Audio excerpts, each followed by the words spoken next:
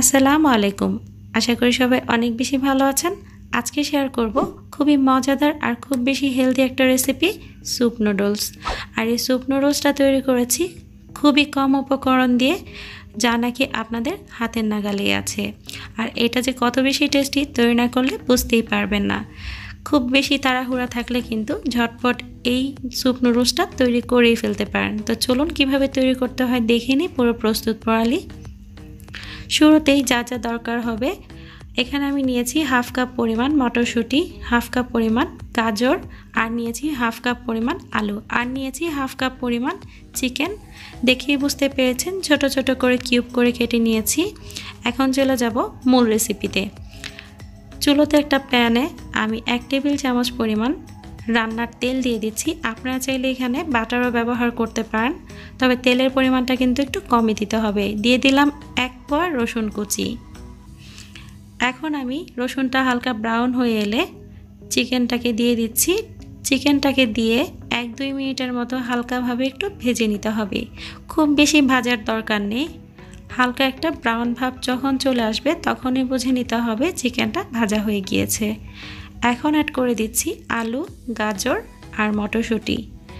তবে আপনারা চাইলে কিন্তু এখানে যে কোনো ধরনের সবজি আপনাদের পছন্দ অনুযায়ী অ্যাড করতে পারেন। এখন আমি এই পর্যায়ে অ্যাড করব একটা মিডিয়াম সাইজের পেঁয়াজ, ছোট ছোট কিউব করে কেটে রাখা। পেঁয়াজটা কিন্তু আমি শুরুতেই অ্যাড করিনি, কারণ পেঁয়াজটা যদি বেরেস্তার মতো ভাজা ভাজা হয়ে যেত তখন কিন্তু খেতে ভালো লাগতো না। এই পর্যায়ে আমি ব্যবহার করছি 2টো কাঁচামরিচ কুচি। ঝালটা আপনারা আপনাদের পছন্দ অনুযায়ী অ্যাড করতে পারেন। দিয়ে দিলাম হাফ চা চামচ পরিমাণ লবণ। লবণটা আপনাদের স্বাদ অনুযায়ী অ্যাড করে নেবেন। এখন 1-2 মিনিটের মতো সবজিগুলোকে একটু ভেজে নিচ্ছি। এই পর্যায়ে অ্যাড করব একটা মিডিয়াম সাইজের টমেটোর অর্ধেকটা ছোট ছোট করে কিউব করে কেটে দিয়েছি। এখন একটু হালকাভাবে নেড়ে চেড়ে দিচ্ছি। এই সবজিগুলো কিন্তু হালকা ভাজা হয়ে গিয়েছে। এখন এখানে অ্যাড করছি নর্মাল পানি 2 কাপ পরিমাণ।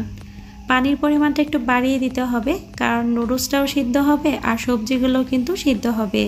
আর যেহেতু এটা স্যুপ নুডলস তৈরি করছি, সেই ক্ষেত্রে অবশ্যই একটু সুপি ভাব থাকতে হবে, মানে লিকুইডি একটা ভাব থাকতে হবে। সেজন্য পানিটা একটু বাড়িয়ে অ্যাড করেছি। সবজিটা আমার হাফ সিদ্ধ হয়ে গিয়েছে। এখন আমি এখানে অ্যাড করছি 1 প্যাকেট পরিমাণ ম্যাগি নুডলস। তবে মশলা দেওয়া আছে এরকম ধরনের যে কোনো ধরনের নুডলসে আপনারা ব্যবহার করতে পারেন, ম্যাগি নুডলস ছাড়াও। এখন আমি একটু ভেঙে ভেঙে দিচ্ছি আর একটু মিশিয়ে নিচ্ছি। এই পর্যায়ে আমি এখন অ্যাড করব নুডলসে থাকা মশলাটা। পুরোটা মশলা এখানে আমি দিয়ে দিচ্ছি। এতে করে এই স্যুপ নুডলসের টেস্টটা কিন্তু অনেক গুণ বেড়ে যাবে। আর এখানে অ্যাড করব 1/4 কাপ পরিমাণ টমেটো কেচাপ। তবে টমেটো কেচাপটা কিন্তু আপনারা চাইলে বাড়ি অথবা কম করে ব্যবহার করতে পারেন। আর এখন দিয়ে দিব 1 চা চামচ পরিমাণ light soya sauce. Light soya sauce যদি অ্যাভেলেবেল না থাকে সেই ক্ষেত্রে স্কিপ করলেও চলবে। এখন আমি 2-1 মিনিটের মতো রান্না করব। খুব বেশি রান্না করা যাবে না, বেশি রান্না করলে কিন্তু সবজিগুলো গলে যাবে আর নুডলসটাও গলে যাবে। এতে করে খেতে কিন্তু একদমই ভালো লাগবে না। এখন আমি অ্যাড করে দিচ্ছি 1 টুকরো লেবুর রস। এতে করে অনেক ভালো একটা ফ্লেভার আসবে।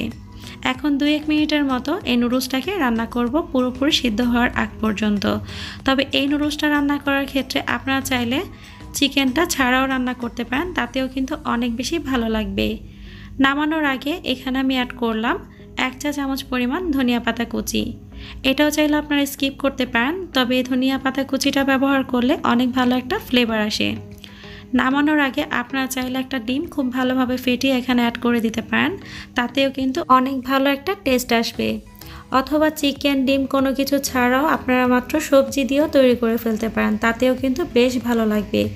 আমার রান্নাটা হয়ে গিয়েছে, চুলাটা বন্ধ করে এখন আমি গরম গরম সার্ভ করে নিচ্ছি।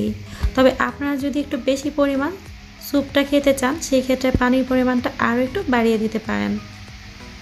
আর দেখেই বুঝতে পেরেছেন এটা কত বেশি লোভনীয় হয়েছে। আর এই স্যুপ নুডলসটা কিন্তু গরম গরম খেতে অনেক বেশি ভালো লাগে।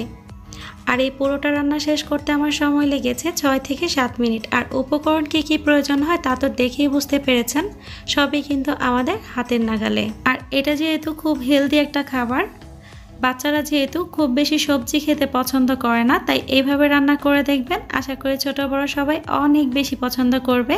আর ভালো লাগলে একটা লাইক, কমেন্ট, শেয়ার করতে কিন্তু ভুলবেন না।